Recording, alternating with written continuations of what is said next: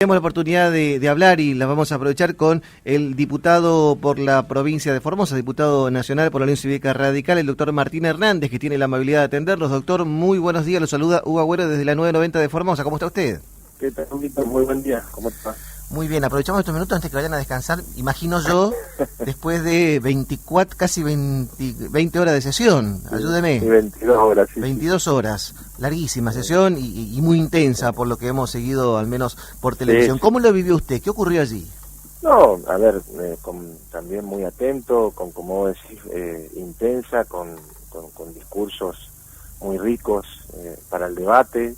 Un tema, digo, muy interesante para la Argentina. Digo, estamos hablando nada más y nada menos que de nuestra deuda, que tantos problemas nos trae y que tenemos que resolverlo y que de alguna manera tenemos que revisarla también. Dentro del articulado se aprobó una comisión bicameral que investigue la deuda que tantos problemas nos ha traído a los argentinos y bueno, y que ha tenido tanta historia, ¿no?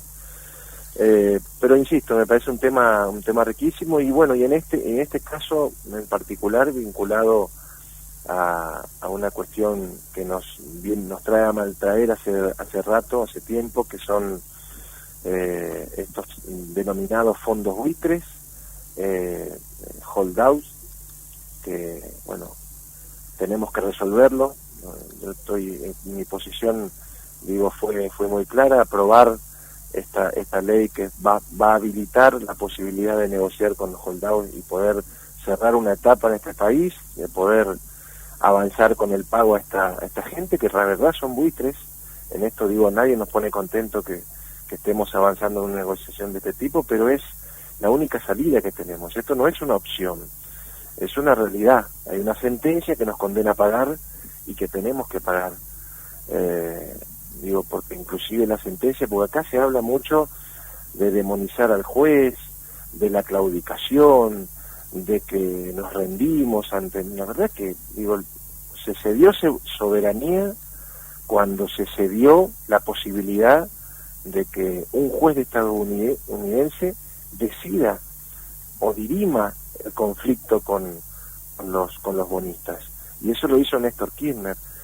Y yo siempre también lo aclaro, tampoco lo condeno.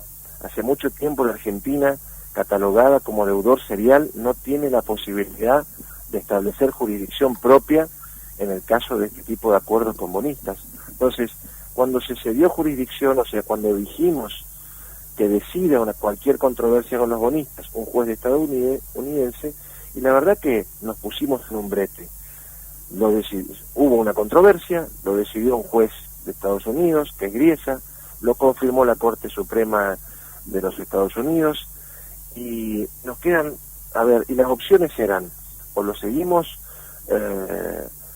insultando a Griesa, seguimos con la retórica del discurso patrio buitre, seguimos cuestionando y criticando a todos los bonistas, o nos paramos frente al problema y lo resolvemos. Nosotros decidimos esto, resolver el problema, porque lo otro no solamente que nos alejaba del mundo, porque deber y estar embargados y estar en default significa que los países no nos van a prestar dinero, los organismos multilaterales de crédito no nos van a prestar dinero, y que nos presten dinero tiene que ver con la necesidad de desarrollarnos, Hugo. O sea, tomar crédito a tasas razonables, a tasas absolutamente racionales en relación a lo que veníamos pagando, es una necesidad para nuestro país. Tomar crédito para infraestructura, tomar crédito para poder crecer y progresar, tomar crédito para poder invertir e incentivar a nuestros productores a que a su vez tomen crédito para las pymes. Digo, para esto está, ¿no? Para esto está hecho el acuerdo, para esto está esta posibilidad de abrirnos al mundo y salir por otro camino, digo, no por el camino que venía llevando el gobierno anterior. Insisto, la estrategia fue un fracaso, tanto la jurídica como la política. Digo, me parece que salir a insultarlo a Griesa y no fue la mejor estrategia. Digo, porque no era una cuestión de claudicación de soberanía, ya la soberanía estaba cedida cuando cedimos la prórroga de jurisdicción. Diputado, la verdad que el problema, sí. Justamente esta sesión donde se dio media sanción a este proyecto, justamente para derogar las anteriores leyes que estamos mencionando, la de cerrojo y pago soberano, más allá del debate en sí que concitó este tema en particular, fue hasta, si se quiere, merecía un análisis macropolítico de cómo se manejaba este tema en el ámbito del Congreso Nacional, recordando que este tema de los fondos buitres fue un emblema o un símbolo del kirchnerismo, al menos en los últimos años, el famoso eslogan Patria o buitres, que la propia expresidente lo planteaba públicamente cada vez que tenía oportunidad de hacerlo, y lo que ayer se vio es que por primera vez en muchos años, desde el voto no negativo de Cobos, el kirchnerismo perdió ampliamente. Sí.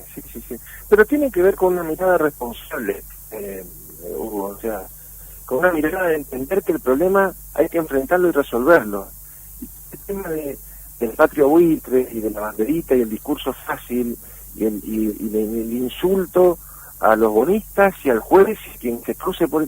La verdad es que, al contrario, nos generó no solamente el perjuicio de no poder tener créditos a tasas razonables, sino también que hemos sumado miles de millones de pesos de intereses, porque mientras el discursito funcionaba, los intereses también funcionaban. Entonces, digo, el perjuicio que nos ha ocasionado esta estrategia política y jurídica, la verdad que fue nefasta para el país.